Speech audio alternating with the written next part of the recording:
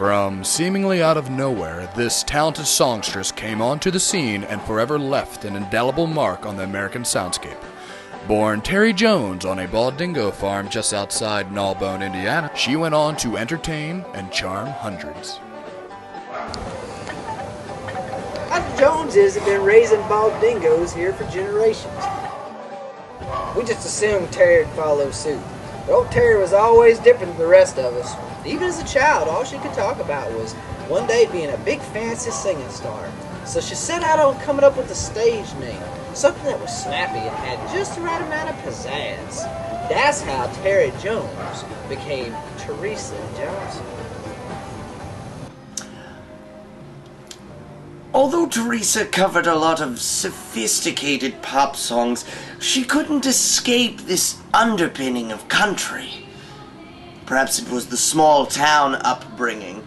The word singer doesn't do her justice.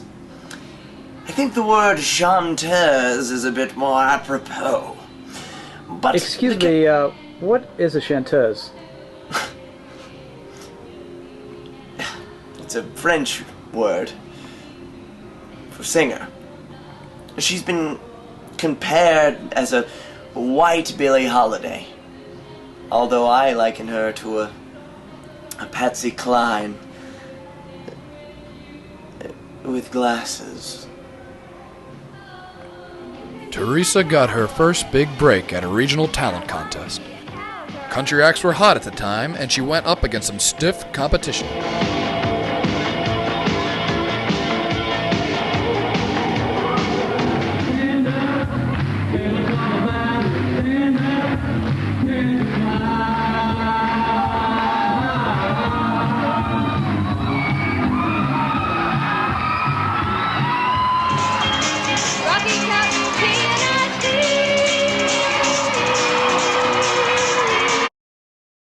Dink, dink, dink, dink. Bit in a little copyright claim.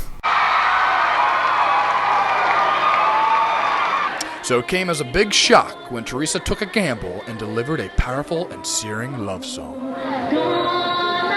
Hold this video ransom because you used 3 seconds of an old song. And it doesn't even use the original version.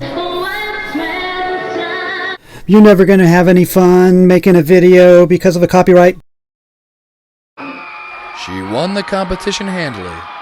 With her sudden success, Teresa found herself the center of attention, with a reputation as a masterful singer and a flashy style leader. Well, when she came on stage with those glasses, like the next day at school, we all had a pair. I still have mine. And it wasn't just young girls who took notice. Teresa had an appeal to young men that was just undeniable. I mean, dude, she's totally hot. Can't you see that? Why else would I dedicate my entire life to publishing this magazine?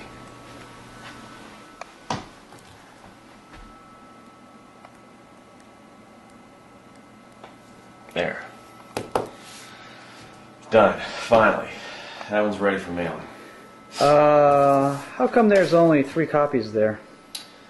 Well, one's for me, one's for my mom, and then one's for the only other subscriber I have. And Mom's is free. Travis, what are you doing in there? Do you have a little friend over? Shut up, Mom! Busy!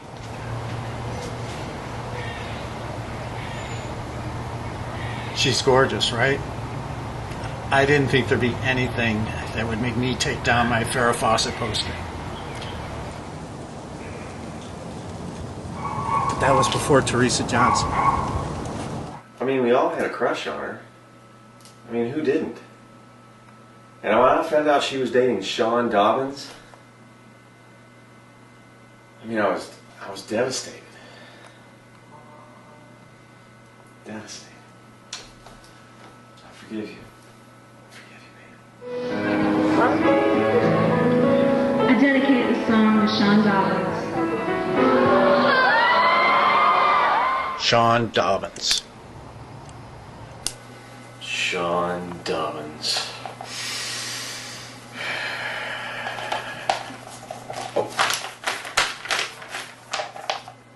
I mean, the guy's a total stud. How can we compete? Not letting romance get in the way of her career, Teresa soon found herself getting booked at more and more prestigious venues, and also getting the attention of some major rock stars. She even opened up for Mick Jagger's at Market Square Arena. I live in an apartment on the 99th floor of my block, and I sit at home, looking out the window, imagining a world where copyright claims don't ruin your video. I say, hey you, get off of my intellectual property. Hey you, get off of my material. Did you ever hear that story about Mick asking her to join the Rolling Stones? Hardly know, but I think she would have made a perfect Beatle. When she did a cover of 4 in the Morning, we were really touched. In the Morning is one of Night Ranger's less popular songs. But we're going to copyright claim you anyway, I think. Apologies if they're not the ones trying to poop on my video.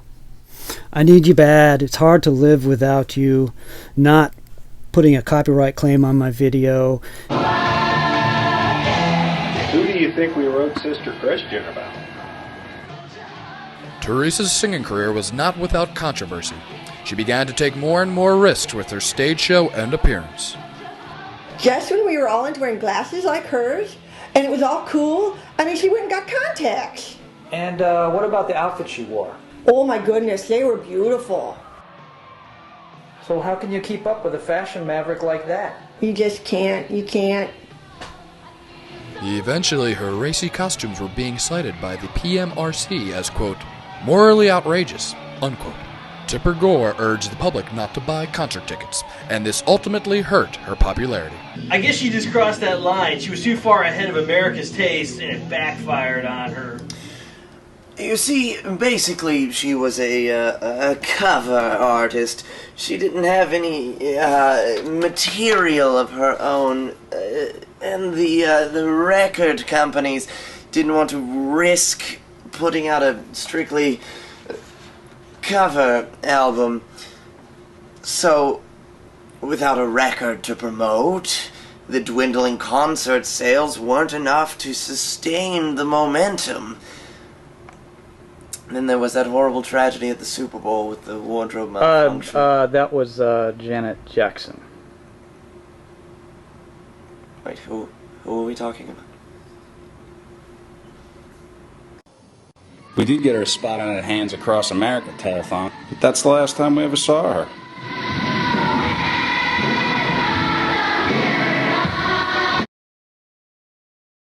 Hands? I don't even remember why we were all holding hands, standing for miles and miles. It was a charity? Something like that? I don't know. United we stand, divided we fall, copyright claim, blah blah blah. She was a lovely girl and quite a talent. We're really going to miss her. Teresa, if you're ever in Liverpool, give us a ring. Hey, over